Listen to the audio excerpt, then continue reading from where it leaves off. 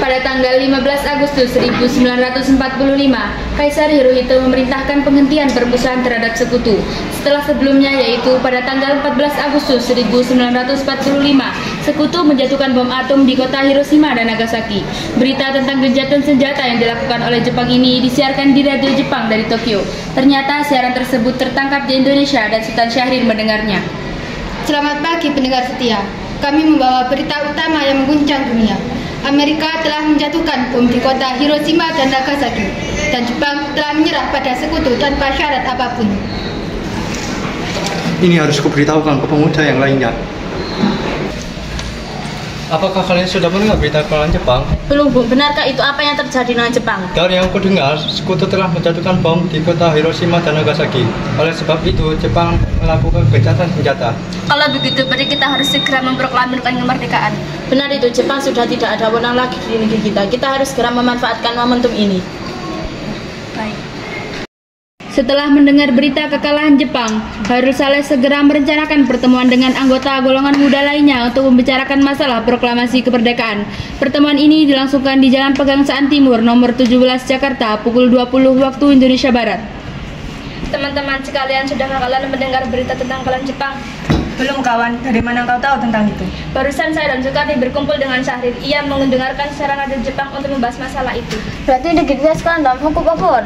Benar, demikian saya mengumpulkan kalian semua di sini untuk membahas masalah itu. Kita harus memanfaatkan situasi ini untuk membahas masalah itu. Tepat sekali, kalau begitu kita harus membagi tugas. Wikana dan Khairul, kalian pergi ke kediaman Soekarno untuk menyampaikan kabar ini. Saya dan Bunda Darwis akan memerintahkan anggota pemuda lainnya untuk merebut kekuasaan dari Jepang. Kediaman Soekarno, Jalan Pegangsaan Timur, nomor 56 Jakarta, pukul 22 waktu Indonesia Barat. Terjadi perdebatan serius antara golongan pemuda dengan Soekarno. Kita harus memproklamirkan kemerdekaan sekarang, Bung. Kenapa harus sekarang? Bukankah Jepang sudah memberikan janji kemerdekaan untuk kita? Tapi ini sangat tepat, Bung. Jepang sudah kalah sekutu dan tak ada kuasa lagi negeri ini. Mengapa harus menunggu? Sedangkan sudah banyak menderita akibat penjajahan ini. Jepang adalah masa yang silam. Belum lagi kita harus menghadapi Belanda yang tidak berkuasa kembali di negeri ini. Jika saudara tidak setuju dengan apa yang saya katakan dan mengira diri saudara telah sanggup menopang kekuatan sendiri, mengapa datang pada Soekarno dan memintanya untuk memproklamasikan kemerdekaan? Mengapa harus menunggu janji manis Jepang untuk memerdekakan bangsa ini? Kita bisa, Bung. Kita bangkit untuk memproklamasikan kemerdekaan. PPKI bentukan Jepang, Bung. Kita tidak akan ikut campur oleh tangan dari Jepang. Kekuatan segelintir ini takkan mampu mengalahkan armada perang dari Jepang. Coba kau perlihatkan padaku, mana kekuatan di perhitungan itu? Apa tindakanmu untuk menyelamatkan para wanita dan anak-anak jika terjadi pertumpahan darah? Bagaimana cara kita nanti untuk mempertahankan kemerdekaan? Coba bayangkan, bagaimana cara kita nanti akan tegak di atas kekuatan sendiri? Tapi semakin cepat kita memproklamasikan kemerdekaan, akan semakin cepat pula kita mengakhiri penderitaan rakyat yang telah ditanggung selama ini. Inilah yang ditunggu-tunggu bangsa kita, Bung. Baiklah, tapi berikan kami waktu sebentar untuk berunding.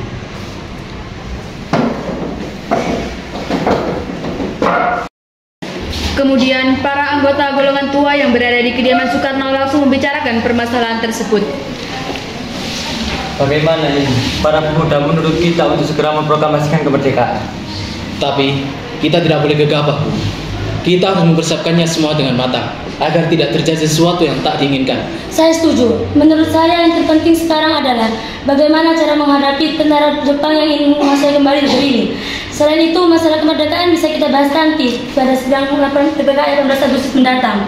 Lalu, bagaimana dengan pendapat golongan muda? Apa kita abaikan saja? Ya, lagi pula mereka masih muda, pemikiran mereka terlalu pendek. Kita harus melihat ke depan, mempersiapkannya dengan matang. Kalau tidak, bagaimana nanti jika semuanya berantakan? Baiklah, Bung. Berarti kita semua sudah sepakat.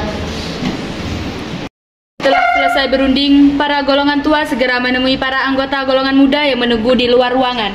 Setelah kami berunding tadi, kami memutuskan untuk tidak tergesa-gesa mengenai proklamasi kemerdekaan. Hal ini masih akan dibicarakan lagi dalam sidang PPKI mendatang. Dengan berat hati mendengar keputusan tersebut, para pemuda pun meninggalkan kediaman Soekarno. Tetapi mereka tidak putus asa. Mereka pun menyusun strategi bagaimana membujuk Soekarno dan Muhammad Hatta untuk memproklamasikan kemerdekaan sesegera mungkin. Akhirnya mereka memutuskan untuk mengasingkan kedua tokoh itu ke Rengas Dengklok agar terhindar dari desakan pemuda dan pengaruh Jepang di Jakarta. Tanggal 16 Agustus 1945 pukul 4 waktu Indonesia Barat, kediaman Soekarno. Assalamualaikum. Waalaikumsalam. Ada apa saudara datang pagi ini? Silakan masuk. Kami bermaksud ingin membawa Anda dan Soekarno ke tempat pengasingan. Hah? Tempat pengasingan? Apa yang saudara maksudkan? Ya, kami akan membawa kalian berdua agar diasingkan agar terhindar dari bentrok ancaman rakyat dan Jepang. Baiklah, kami akan ikut. Sebaiknya Ibu Kodori dan anak Anda ikut tabung untuk menjamin keselamatan mereka. Baiklah, saya akan mengajak mereka. Bu, tolong bawa Guntur bersama kita.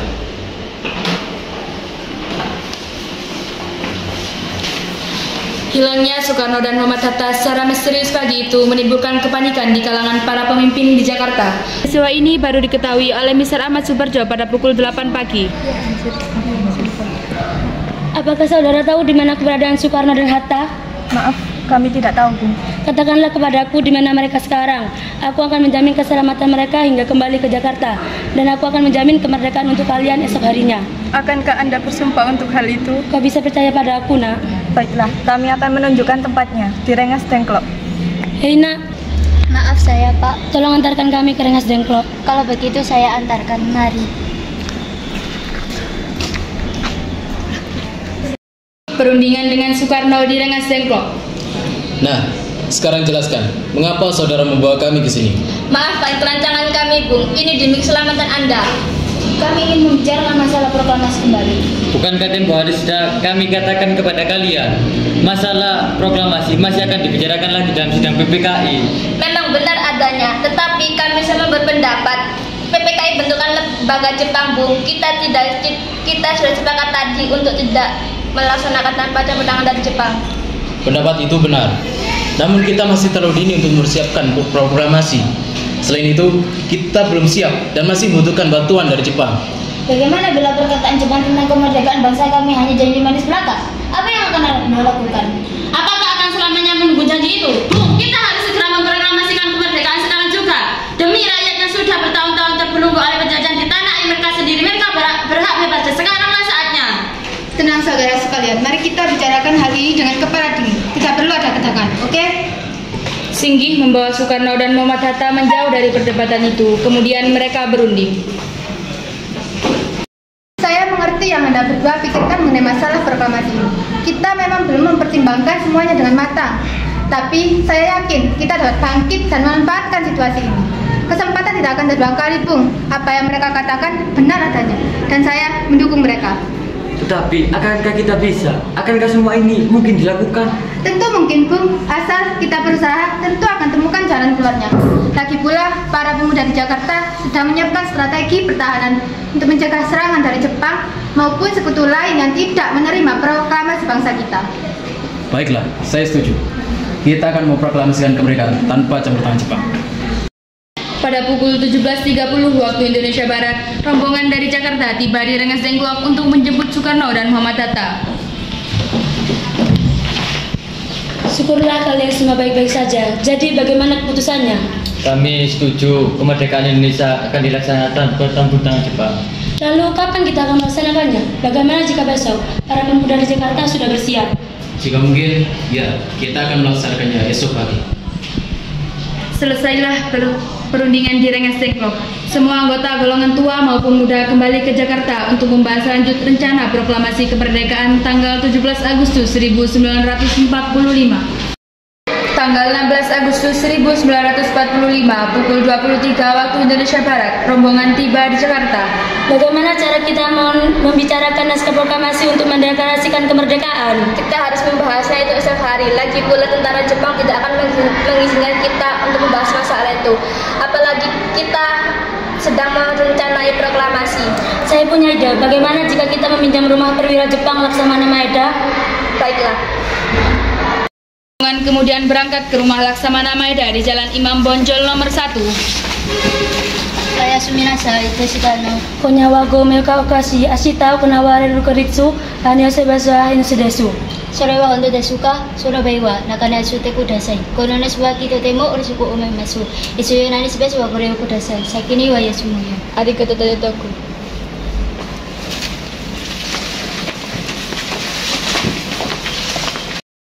Berdoa mulai. Selesai. Silakan. Silakan makan.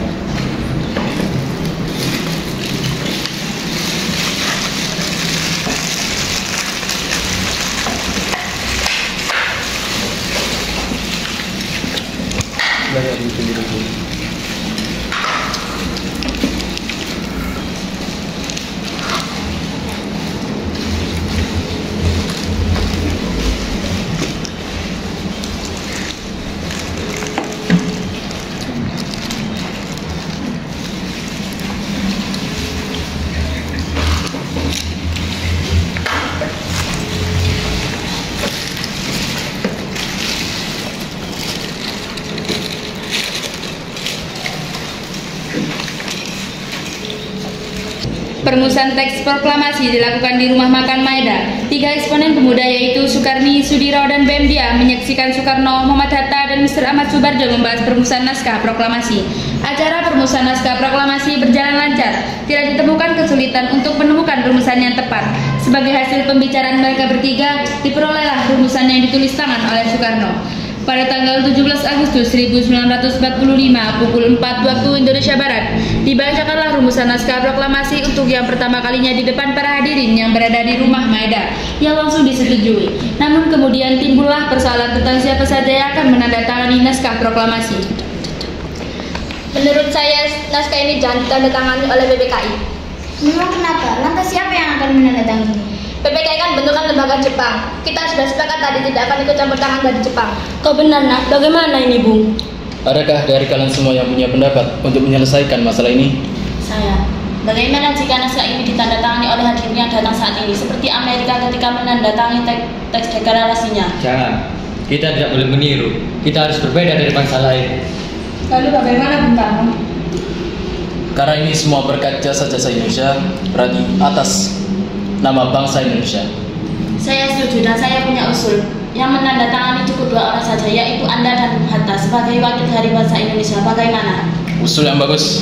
Bagaimana hadirin? Saya setuju. Setelah semuanya setuju, Soekarno memerintahkan Sayuti Melik untuk mengetik teks proklamasi. Sayuti Melik.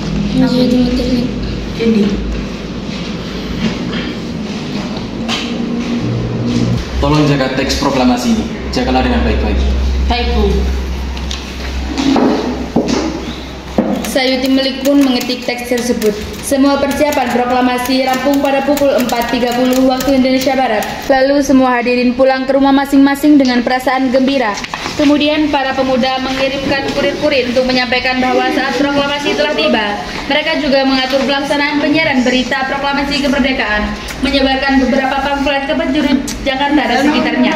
Pengeras suara diusahakan adanya. Semua dilakukan agar rakyat dapat turut menyaksikan momen paling berharga untuk bangsa Indonesia. Pada saat yang sama, Soekarno dan Ibu Fatmawati sampai di kediaman mereka dan berbincang sejenak.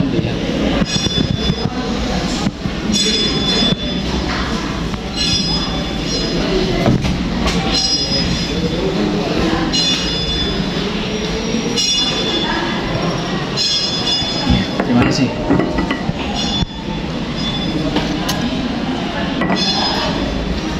Bagaimana hasilnya, Pak? Alhamdulillah, baik. Terima kasih Ibu yang temani Bapak di saat-saat yang meras pikiran ini. Iya, terima kasih Gusti Allah yang telah memberi jalan pada bangsa kita untuk memproklamasikan kemerdekaan. Oh iya Pak, apakah kalian sudah merencanakan bagaimana proklamasi besok akan berlangsung? Sudah, bahkan nanti akan diadakan upacara bendera yang akan diiringi lagu kebangsaan Indonesia Raya karya Bung Supratman. Tapi, bukankah kita belum punya bendera? Lantas bagaimana? Oh iya Bu, Bapak sampai lupa. Bagaimana kalau Ibu saja menjahitkan benderanya? Tapi Ibu tidak punya kain, Pak. Kain yang ada hanya kain merah dan putih. Apa tidak apa-apa? Tidak apa-apa. Yang penting kita sudah berusaha untuk menyiapkannya. Baiklah. Ibu punya ide. Kita namakan saja benderanya Sang Saka Merah Putih. Bagaimana? Ya, ide yang bagus. Bendera pusaka, Sang Saka, dan warnanya merah dan putih. Jadi Sang Saka Merah Putih. Brilian. Ya sudah. Sebaiknya Bapak bersiap sana menyusun pidato yang nanti akan Bapak bacakan. Sesaat sebelum upacara dimulai, Trimurti, tolong Anda jaga bendera ini. sebagai tanda awal kejayaan bangsa Indonesia. Siap, Bung. Saya akan menyuruh adik saya untuk mengibarkannya. Hei kalian, tolong jaga bendera ini baik-baik. Kita mendapatkan kehormatan untuk mengibarkannya dalam sejarah Indonesia. Baik, Komandan, kami tidak akan mengecewakan Anda. Tiba saatnya upacara proklamasi kemerdekaan Indonesia. Tokoh-tokoh pejuang Indonesia telah hadir di lokasi, diantaranya yaitu Mr. A.A. Maramis, Hos Cokro Aminoto, Oto Iskandar Dinata, Ki Hajar Dewantoro, M. Tabrani. Suasana menjadi sangat hening. Soekarno dan Hatta dipersilahkan maju beberapa langkah dari tempatnya semula. Soekarno mendekati mikrofon. Dengan suaranya yang lantang dan mantap, Soekarno pun membacakan pidato pendahuluan sebelum beliau membacakan teks proklamasi. Saudara-saudara sekalian, saya telah minta saudara hadir di sini untuk menyaksikan peristiwa maha penting dalam sejarah bangsa kita. Berpuluh-puluh tahun, kita bangsa Indonesia telah berjuang untuk merdeka. Bahkan telah beratus-ratus tahun lamanya, gelombang aksi kita tak pernah putus dalam berjuang memerdekakan negeri ini. Kita jatuh bangun menyusun kekuatan untuk menggapai cita-cita Indonesia bebas dari penjajahan bangsa lain. Semalam, kami para pemuka-pemuka rakyat Indonesia dari segala penjuru berkumpul untuk bermusyawarah. Dan permusyawaratan itu seiayanya berkata, inilah saatnya bagi kita untuk mengobarkan api revolusi kemerdekaan Indonesia. Saudara sekalian, dengan ini kami menyatakan kebulatan tekad itu. Dengarkanlah proklamasi kami. Proklamasi kami, bangsa Indonesia, dengan ini menyatakan kemerdekaan bangsa Indonesia. Hal-hal yang mengenai pemindahan kekuasaan dan lain-lain diselenggarakan dengan cara seksama dan dalam tempo yang sesingkat-singkatnya. Jakarta, hari 17 bulan 8 tahun 45. Atas nama bangsa Indonesia, Soekarno-Hatta. Kemudian dikibarkanlah bendera sangsaka merah putih diiringi lagu Indonesia Raya. 3 langkah maju, jalan.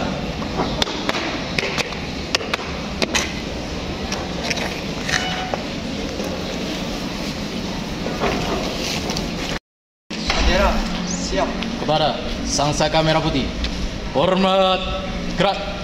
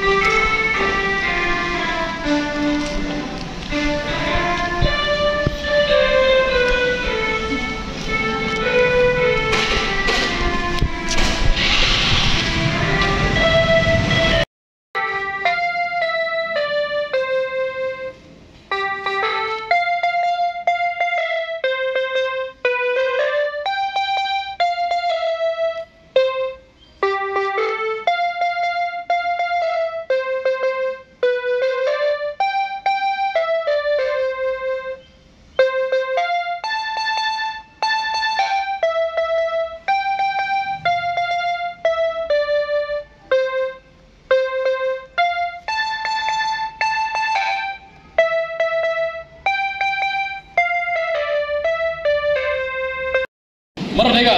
Merdeka! Merdeka! Merdeka! Merdeka!